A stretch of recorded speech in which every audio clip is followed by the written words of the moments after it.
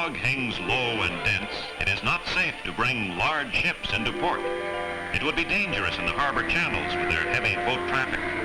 The ships wait far out in the harbor until the fog rises, and the harbor pilots consider it safe to bring them to dock. The pilots must be able to see half a mile. The fog is rising slowly, and soon ships can enter the port.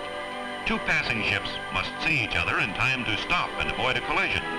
In general, a ship can stop in its own length. This freighter entered the harbor without a harbor pilot and crashed into the pier, ripping out the stern of the ship. A good thing the damage was above the waterline, or the ship might have sunk. The repair crew is working hard to rebuild the ship and put the freighter back into service. Some boats are allowed to enter with their own pilot if he has a special license for the port. You can see that a harbor pilot that knows the harbor is absolutely necessary. Bob investigates the old anchors and buoys and parts of wrecked boats. But look, the large bridge is going straight up. A big ship must be coming.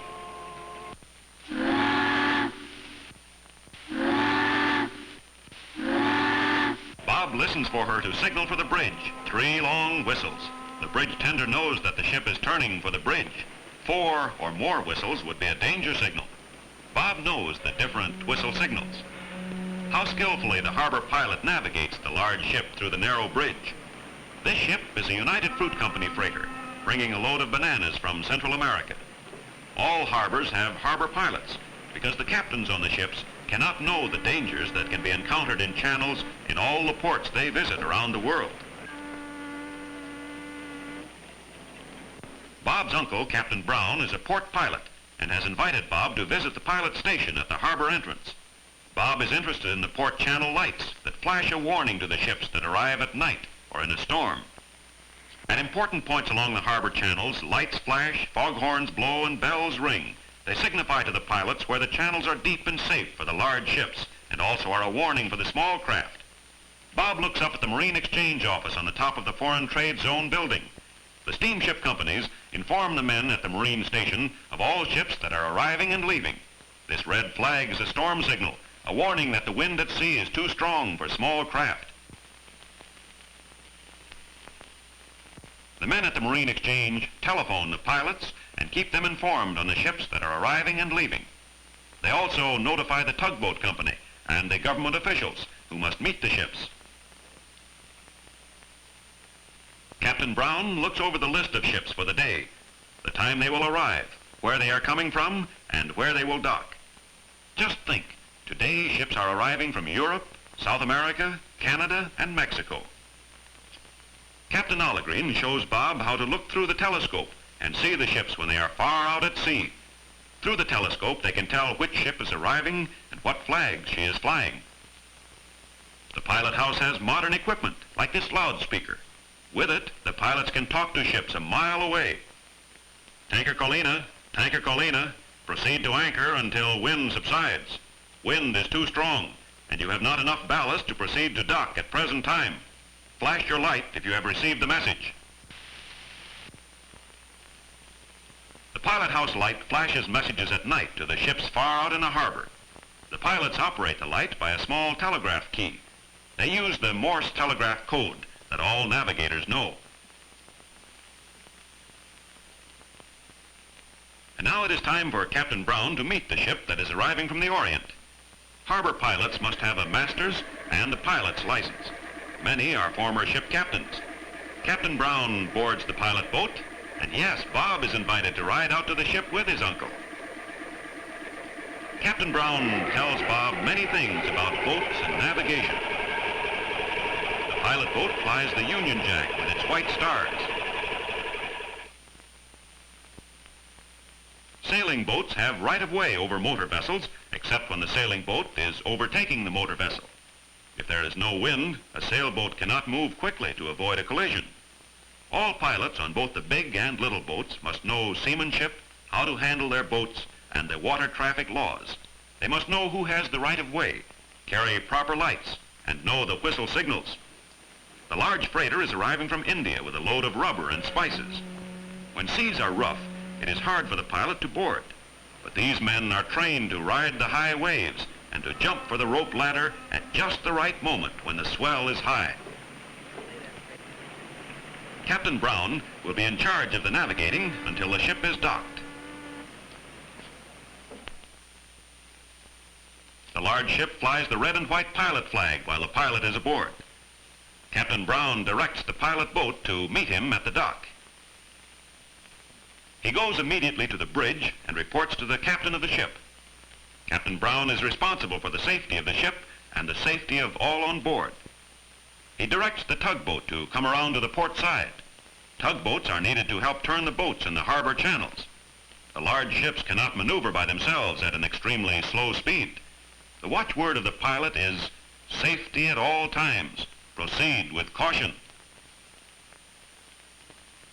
Captain Brown directs the seaman steering the ship. There are many navigating instruments and maps on the bridge.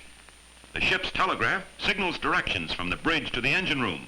For example, full speed ahead or stop. The captain is checking one of the main navigation instruments, the sextant. It is used to tell the location of the ship at sea. By measuring the distance between the sun, moon, and stars, the captain learns the exact longitude and latitude of the position of the ship. Thus he can tell at any time just where his ship is. The ship proceeds past the breakwaters with their lighthouses that protect the harbor.